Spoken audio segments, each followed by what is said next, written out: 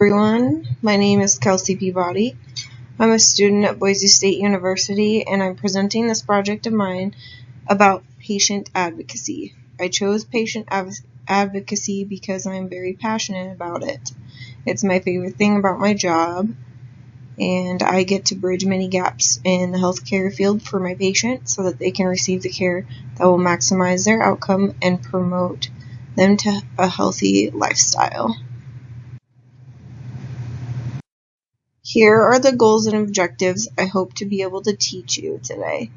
I want to teach you what patient advocacy is, how it affects your job as a nurse, know the importance of it, how it affects patient outcome, and how to advocate for your patients. What is patient advocacy? In nursing, it has been defined as being a patient representative, defending the patient's rights and universal rights, protecting the interests of the patient, contributing to the decision-making and supporting the patient's decisions, ethical-centered skills for the professional self, and being a voice for the vulnerable. Ultimately, the nurse is at the forefront of the healthcare field. We are the ones that have the direct contact with the patient. We are the ones that spend the most time with the patient. We are the ones gaining their trust and getting to know the patients. We know what they need when it comes to their health care and what can help them succeed upon discharge. How does patient advocacy affect your job as a nurse? Patient advocacy is a big part of a nursing job every minute of every day. Therefore, it has a huge impact on your practice as a nurse. Once you look at what patient advocacy is, you realize how much of your day is consumed by it. One minute you're calling the doctor to get a pain medication because they have 10 out of 10 pain, and the next you're educating your patient about something that they can do to make an informed decision. Patient advocacy can put the nurse in some uncomfortable situations because of conflicting ideas. Maybe the patient wants one thing, but the doctor doesn't agree with their view. You become the communicator between the different disciplines, such as physical therapy, occupational therapy, and case management, and the patient. The most difficult part of being a patient advocate is putting aside your own personal beliefs. When it comes to a decision that your patient may want and you don't agree with it, it can become morally difficult. You put your own beliefs and thoughts aside to guide their healthcare the way they want it to go. Never thought you'd go into nursing to teach. Well, you're a patient advocate, and you have to educate your patient so that they can make the most informed decisions.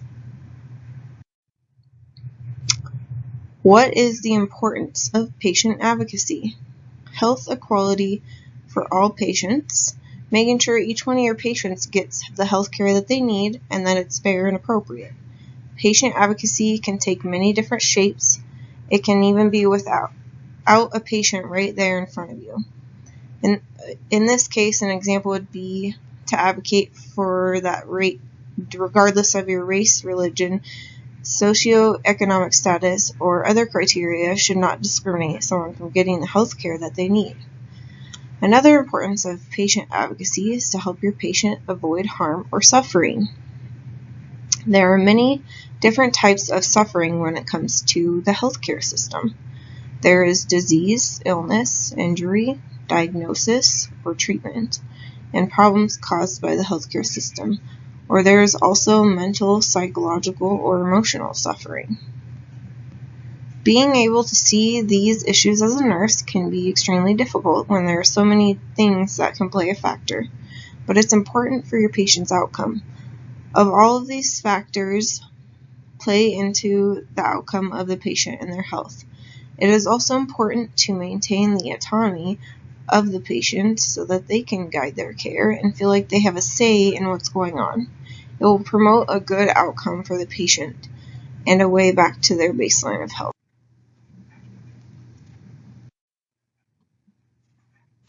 Patients' advocacy's effect on patient outcomes. Is it good or is it bad? Well, let's create a scenario. You have a patient that has came in for a hip fracture.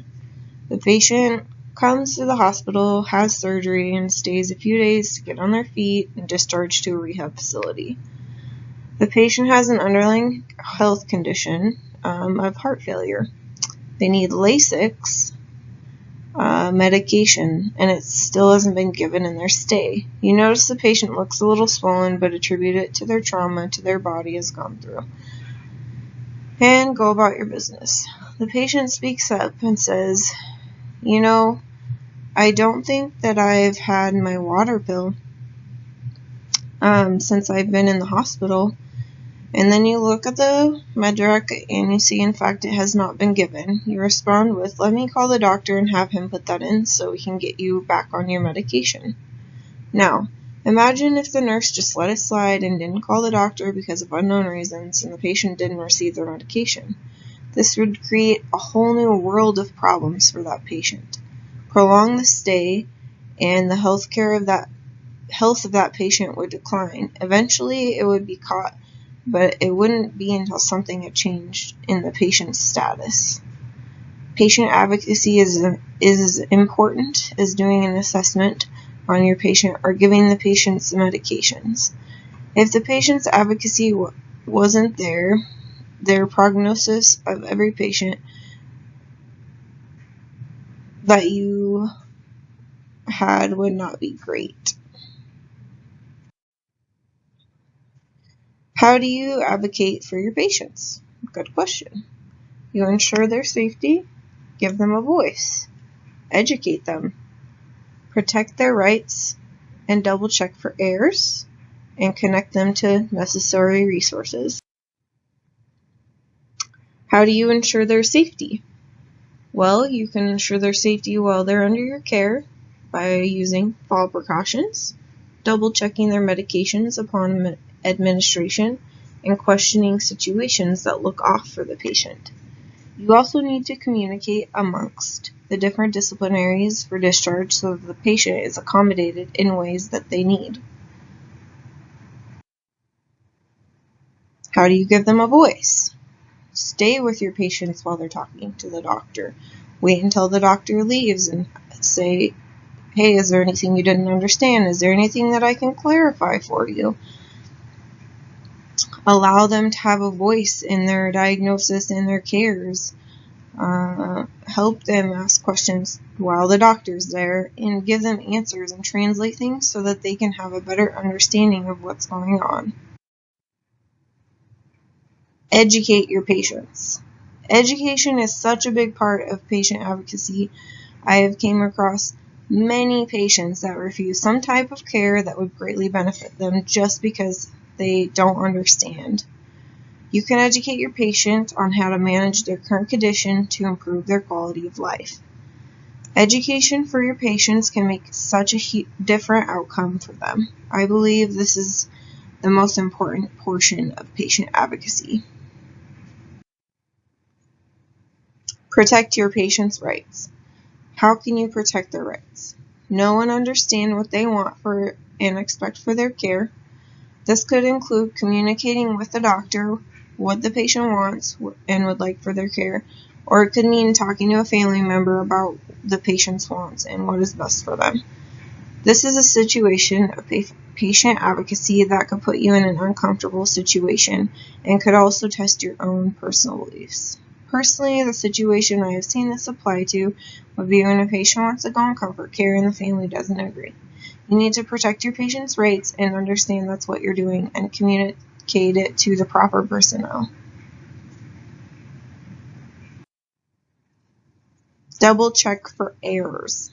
I bet when you first saw this slide, you read it correctly because our brains automatically do that. Be careful and cautious when it comes to these situations.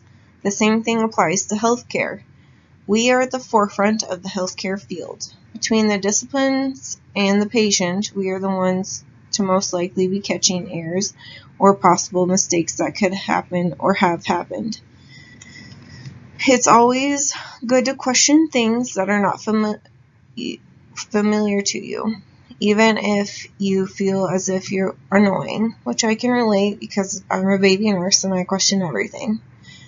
It's better to question everything than nothing at all because it can end up saving your patient's life at some point. An example that comes to mind is I had a patient that was admitted during the morning and I was coming out for the night shift. I was giving him his medications and noticed that the Levemir was an extremely high dose and I read it to him. He stated, "I don't get 60 units at night. That's a whole day's worth. I only get 13 at night." If I had not questioned that administration, it could have gone very poorly and could have resulted in a patient's death. So when in doubt, always question things and double check. The worst thing that can happen is you may annoy somebody, but you'll save somebody's life. Connect your patient to necessary resources for the best possible outcome. This one is extremely important for a positive outcome once they leave your care in the hospital. Where I work now, I believe that we've all shortened this aspect, although in our hospital, the floor nurses have less involvement in this. I believe that all resources are not always provided. Not only that, but I believe that we could provide more resources and education to the patient upon their discharge. This portion of patient advocacy is important for the maintenance of the health once they leave the hospital. If they don't become connected to the proper resources, they will end up right back in the hospital.